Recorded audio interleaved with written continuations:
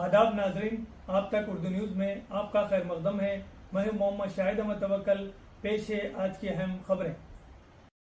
रियासत तेलंगाना के IGP PNL M Ramesh IPS ने कहा कि पुलिस को अपनी फ़राइज़ दयानतदारी और ईमानदारी के साथ नफ़रत से पाक मौसर तरीक़े से अंजाम देना चाहिए और आला ओहदों पर फायज होना चाहिए। 9 माह की मुसलसल सख्त तरबियत करने वाले 254 सिविल पुलिस कांस्टेबल्स 2024 बैच का पासिंग आउट परेड जुमेरात के रोज़ आदिलाबाद ज़िला मुस्तखर के पुलिस ट्रेनिंग सेंटर में शानदार तौर पर अमल में लाया गया।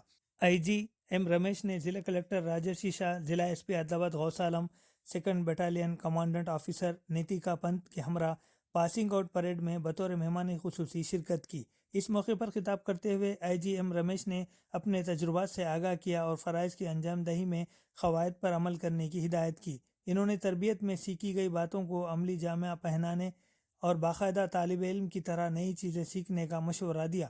इन्होंने अपने ख़ानदान के अफराद की हौसला अफजाई के साथ कहीं भी समझौता किए बगैर आइनी तौर पर काम करने की हिदायत दी।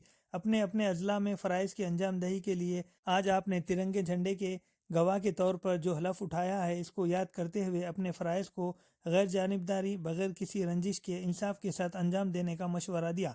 इन्होंने कहा कि अहदेदारों की तरफ से मुकर्रर करदा फ़राइज़ को दयानतदारी के साथ बगैर किसी बदगुमानियों के इल्ज़ामात लगाए बखूबी अंजाम देने का मशवरा दिया। सबसे पहले इन्होंने पुलिस की सलामी ली। इस मौके पर नए कांस्टेबल्स की परेड ने सबको मुतासिर किया। త్యాగానికి శాంతికి సహనాన్ని కోరుతూ సమయ పాలన మన మిషన్ టాలెంట్ గో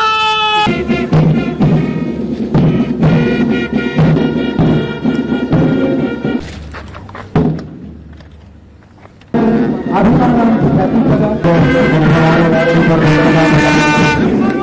అందులో పరేడ్ కమాండర్ పూర్ణశక్తులు మహేష్ ఆ వంతు మొదటి మధు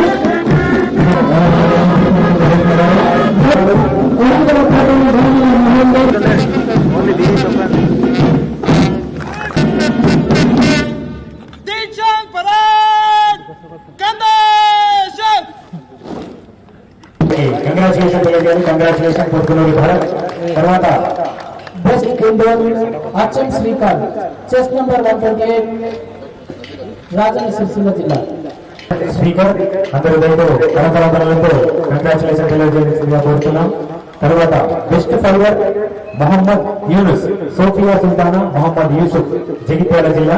ముందుకు వచ్చి బెస్ట్ ఫైవర్ జిల్లా పోలీసు శిక్షణ కార్యక్రమంలో నేడు శిక్షణానంతరం దీక్షాంత్ పరేడ్లో పాల్గొని విజయవంతంగా శిక్షణ పూర్తి చేసిన 6 జిల్లాలకు సంబంధించిన 254 మంది ట్రైనీ క్యాడెట్స్ ఈరోజు 9 నెలల తర్వాత 21 ఫిబ్రవరిలో మొదలైన ఈ శిక్షణ 21 నవంబర్ ముగుస్తుంది.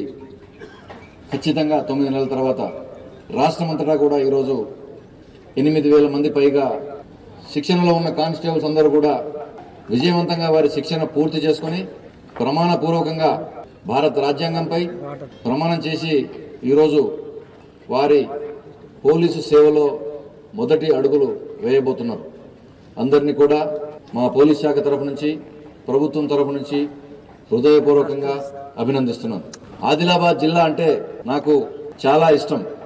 ఎందుకంటే నా మొదటి అడుగులు పోలీస్ శాఖలో నా మొదటి అడుగులు ఆదిలాబాద్ జిల్లా నుంచి మొదలైనవి. ఇన్ని సంవత్సరాల తర్వాత కూడా ఇంకా నాకు అవి గుర్తున్నాయంటే శిక్షణ పట్ల, పోలీసు విధుల పట్ల నాకు అపారమైన గౌరవం ఉంది. వాటినే మీరందరూ కూడా మీరు నేర్చుకున్న శిక్షణను కూడా మీరు మళ్ళీ వెళ్ళినప్పుడు జిల్లాలకి, మీ 6 జిల్లాలకు వెళ్ళినప్పుడు మీరు అదే స్ఫూర్తితో నిర్వహించాలని, ఈరోజు మీరు రాగద్వేషాలకు అతీతంగా మీరు ఏదైతే ప్రమాణం చేసుకున్నారో రాజ్యాంగంపై భారత త్రివర్ణ పతాకం మీ ముందు రెపరెపలాడుతూ వెళ్తున్నప్పుడు మీ అందరి చేతులు దాన్ని స్పృశిస్తూ మీరు ఏదైతే ఈరోజు ప్రమాణం చేశారో ఆ ప్రమాణం పట్ల మీరు కట్టుబడి ఉండాలని, నిబద్ధతతో ఉండాలని, మీరు శిక్షణలో నేర్చుకున్న ప్రతి అంశాన్ని కూడా చిన్న చిన్న మార్పులు చేర్పులతో, ప్రాక్టికల్ అప్రోచ్తో చట్టాన్ని ఉల్లంఘించకుండా రాజ్యాంగ ధర్మం పాటిస్తూ మీ విధులు నిర్వహించాలని నేను మిమ్మల్ని కోరుతున్నాను, మీ నుంచి ఆకాంక్షిస్తున్నాను. నేను ఈరోజైతే ఆదిలాబాద్ జిల్లాలో ప్రాక్టికల్ ట్రైనింగ్ 27 సంవత్సరాలు అంటున్నాను. 27 సంవత్సరాలు ముగిసిన తర్వాత మీకు కూడా ఇలాంటి అనుభూతి కలగాలి. మీరు అప్పుడు ఆ టైంలో మీకు కూడా పదోన్నతి లభించి ఉండవచ్చు, మీరు వివిధ స్థాయిల్లో ఉండవచ్చు, వేరే వేరే జిల్లాల్లో పనిచేస్తూ ఉండవచ్చు.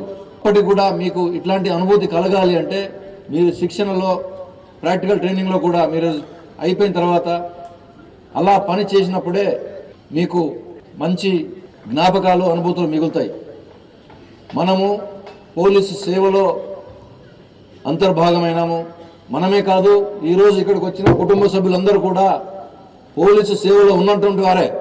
ఎందుకంటే మనము ఏదైతే త్యాగాలు చేస్తున్నామో, మన కుటుంబాన్ని పక్కన పెట్టి విద్యుక్త ధర్మాన్ని దైవంగా భావించి, మన రాజ్యాంగాన్ని దైవంగా భావించి మనము విధులు నిర్వహిస్తున్నామో, పర్సనల్ లైఫ్ని పక్కకు పెట్టి మన డ్యూటీకి మొదటి ప్రాధాన్యత ఇచ్చి చేస్తున్నామో, దానిలో మన కుటుంబ సభ్యుల బాధ్యత మనం ఎంత చేస్తున్నామో వాళ్ళది అంతే ఉంది. మనను నమ్మి చేయాలి అని ముందుకు వెళ్ళండి, పిల్లల సంగతి, కుటుంబ సభ్యుల సంగతి మేము చూసుకుంటాము అని మనకు చెప్పే తల్లిదండ్రులు కానీ, మన సహధర్మచరులు కానీ, మన సోదరులు కానీ, ఇతర కుటుంబ సభ్యులు కానీ, మిత్రులు కానీ మనను వెన్నంటే ఉంటున్నారు.